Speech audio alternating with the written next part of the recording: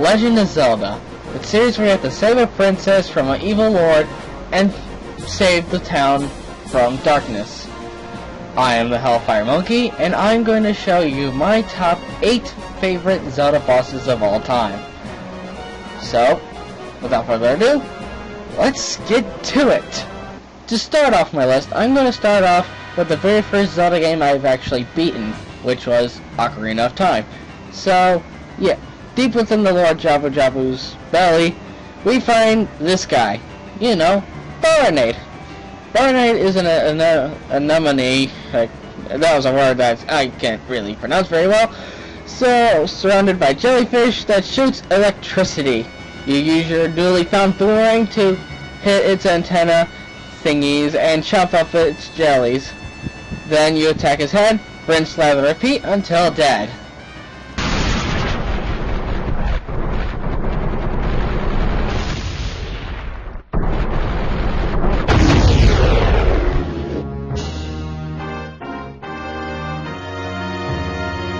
Ew. That's just gross. Taking the number 7 spot is Craig from Phantom Hourglass. Craig is a giant hermit crab that turns invisible.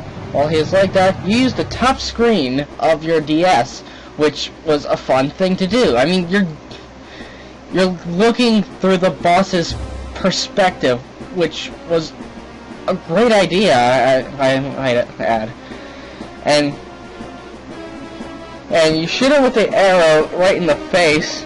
It stuns him, and while he's stunned, you hit him in the shiny purple things. And then after that, the shell will break.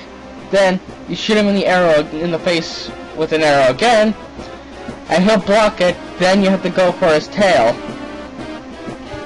Taking the number 6 spot is the Skyward pair from the Minish Cap.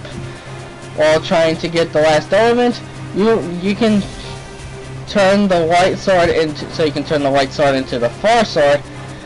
But the thing that guards the element is a pair of manta rays that fly. You use the sword's power to split yourself into 3 and match the patterns of the eyes. After hitting the eyes up on the blue ones and hit all of its eyes, repeat until both are dead. Alright folks, our sky battle isn't quite done yet, so taking the number 5 spot is Arden Rock from Twilight Princess. He is a ferocious black dragon that in black armor. You use the double claw shot and iron boots to bring him down and break his armor. Do this twice and he will get enraged and take the rest of his armor off. It starts to rain and you can use the double claw shot to get behind him and avoid his wall of fire. Getting on his back and proceed by hitting his fuck me light. So after our courageous sky battle, we land into the desert, and instead of fighting one boss, we're fighting actually 2 bosses at the same time.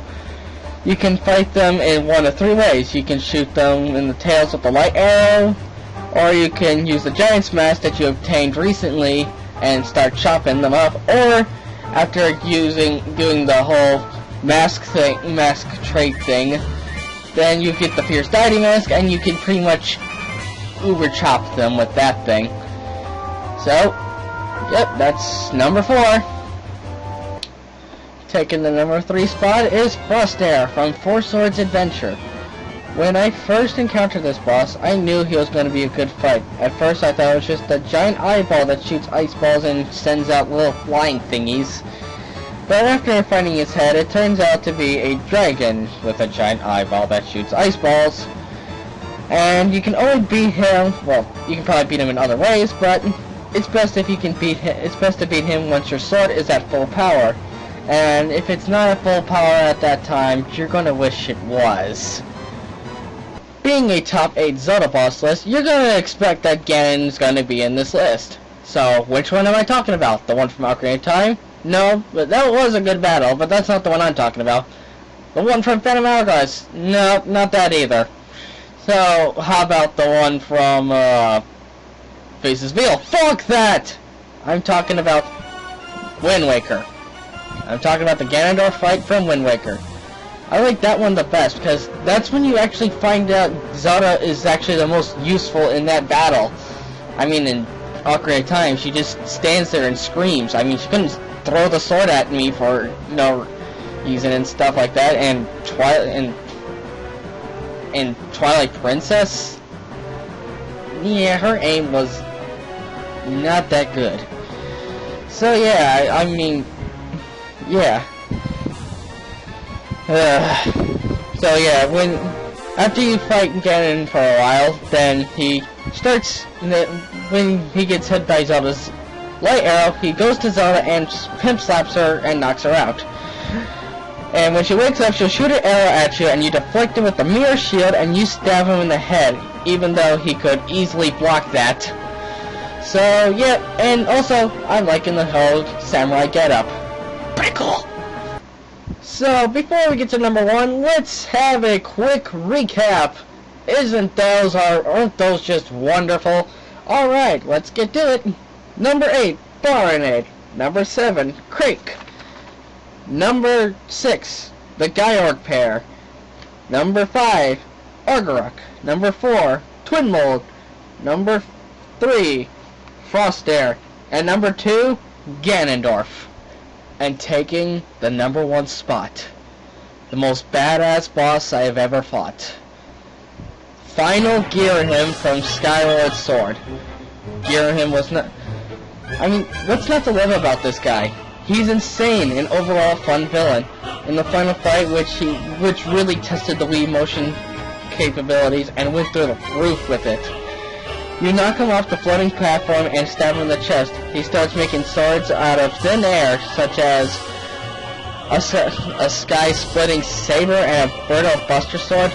Another thing about him is that he is a hell more enjoyable boss than the game's final boss. You know, Demise. And trust me, I'll get to him another time.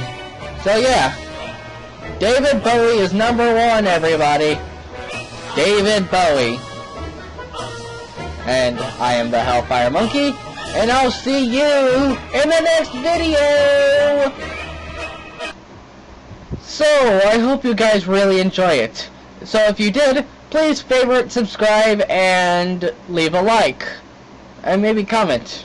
Whichever you want to do. And also, feel free to check out my other videos. I recently did a Let's Play of Pokemon Lost Silver, so you can check that out. Or you can check out the finals of the Moot of the Hellfire Tournament, which was pretty badass. So, gonna do any of that stuff? Are you? Maybe not.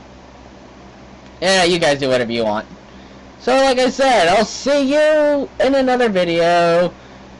See ya!